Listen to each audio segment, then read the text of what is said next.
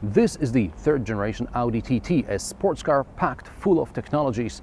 Aluminium frame and hot formed steel make this car lighter and stiffer. And then there are the driver aids, the new generation all-wheel drive Quattro system, which allows you to change its settings, and most of all, a virtual cockpit.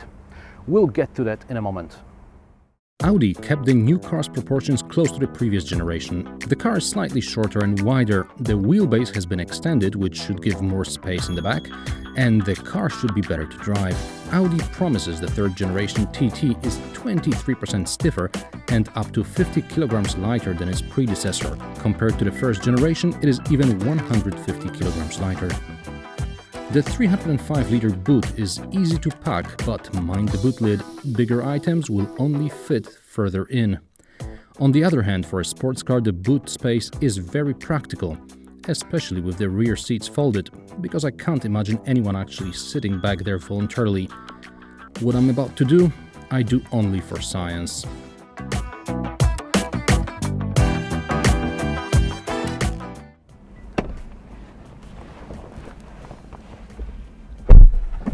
But the most interesting stuff is here in the front.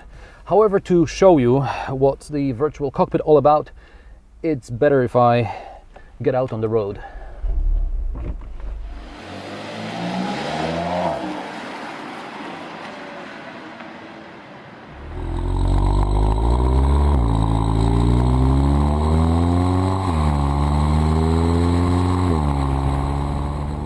As I mentioned at the start, this car is equipped with something which is called the Virtual Cockpit. What is it? Basically, Audi got rid of the center display, where you had the radio, sat-nav and things like that, and installed a 12.3-inch wide screen here, where the dials should be. On this screen, I have readouts from my sat-nav, from my trip computer, from the infotainment system, from my phone, and every other system imaginable, including Drive Select. Under normal circumstances, I have rather large dials, a virtual speedo and virtual rev counter, but at a press of a button I can make them smaller, and then I have this huge sat-nav. By the way, this car is also equipped with LTE modem. So I have an internet connection, and thanks to this internet connection I have Google Maps satellite view, so it's easier for me to find my way around. Thanks to internet connection I also have traffic information, at least on the main roads. But the virtual cockpit is not all good. The first time I drove this Audi TT about a month and a half ago during the launch event, I wasn't very pleased with the way that something keeps moving down here just beneath my eyesight. And well, you know, you have a pretty much 12-inch laptop down there and something is moving all the way. Then I drove the new Passat that had an option of this virtual cockpit, and I wasn't very fond of it either, but now I'm sort of getting used to it, and I suppose that after you drive it for a while you will get used to it as well. That, or you will switch off the sat-nav, which by the way is optional. The virtual cockpit is standard, but sat-nav is optional. Another problem with this virtual cockpit is that to use it I have to use the buttons here on the steering wheel, and when I'm using these buttons I'm not looking at the road. Fortunately, this car is equipped with lane assist and adaptive cruise control, so at least someone or something is paying attention. I suppose a lot of these problems are like with all new technologies. It takes time to get used to it. I suppose if I drove this car for a couple of weeks, I would get used to it. And I bet that all new Audi TT owners, in a couple of months, they will just look down at mere mortals like myself and say, "Huh, you don't know how to use virtual cockpit because you get to drive an Audi only every once in a month or two. And we own this car and we know how to use it." I think Audi owners would say that. You can also operate the infotainment system with this MMI knob down here next to the gear lever. So that's the traditional way to operate it. There is also a touchpad. You can use the touchpad to write when you need to find something in the phone book, for example, or write in an address. But unfortunately there is no pinch to zoom, which I would very much appreciate for the map. Instead I have to fondle for the roller here on the steering wheel and then play with it. And oh no, that's volume, so that's the other one. Yeah, see, I got the wrong one. And now for something completely different, and that's the engine. Under the bonnet of this Audi TT is a 4-cylinder 2-liter petrol engine with 220 horsepower and 370 newton meters of torque. You can also choose a 2-liter diesel, 184 horsepower, or a 2-liter petrol with 310 horsepower.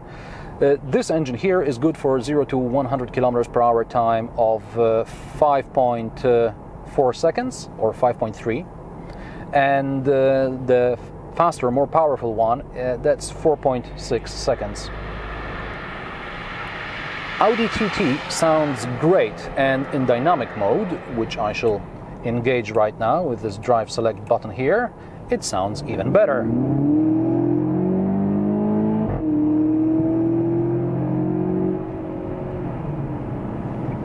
Okay, back to comfort mode, so that you can actually hear what I'm saying. The S-tronic double clutch gearbox shifts gears fast, and because the car is quite light and because the gearbox is quite fast, you can accelerate from basically just any speed. You just step on it and off it goes. Speaking of drive select can modify gas pedal response, steering, gearbox, and here also the Quattro system, which is something new. Now the Quattro system under normal circumstances gives about 90% of torque to the front wheels and sends 10% to the back, and then as the front starts to slip, some of the torque is diverted to the rear wheels until you get a 50-50 split. Now in case of this drive select here, the Quattro in dynamic mode is proactive, which means it will send more torque to the rear wheels before the front actually starts to slip. So when the car recognizes that I'm driving fast and I'm driving naughty, it will send more torque to the rear. By the way, this is for traction, so don't expect this car to do any slides. Well, at least not if you're normal. The steering is precise but light. In dynamic mode it's becoming artificially heavier. Okay, you know, it's no Porsche, but even in a Porsche you get electric power steering, which is modified in a way to imitate the kind of feeling that the buyers expect from a given brand, right? Audi boasts about the stiffness of the new chassis. It's supposed to be 23% stiffer than the previous generation. For normal people like us, it means that on a flat road this car just corners great, handles great, you can feel how the whole car works with you, and it's really great. However, when the roads get bumpy, it's unbearable inside, so be careful about that. Of course, 20-inch rims, which are on this car, are not helping on a bumpy road, but I drove this car also with 19-inch wheels and it wasn't much better. Audi also managed to lower the center of gravity in this car by 1 centimeter, which again improves the way this car corners. If all roads were like this, I could live in this car. Oh, and the sound it makes. Speaking of sound, I got carried away here, so let me just slow down.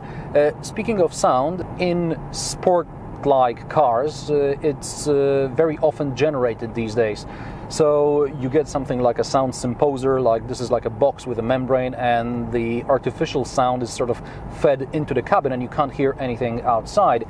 Here there are little valves in the exhaust, so yes, you can hear something outside, and you can also hear something inside. Yes, there is a little box somewhere under the windshield, and the windshield acts as a membrane to kind of amplify this sound.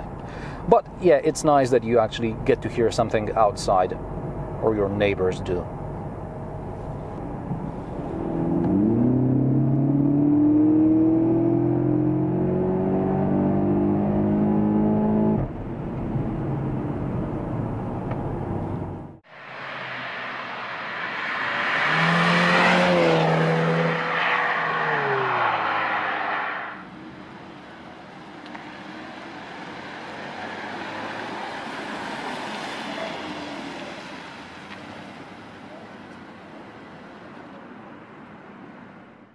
Another interesting thing about the Virtual Cockpit is that Audi got rid of the AC control panel, therefore you control the climate with knobs on air vents. Pretty cool.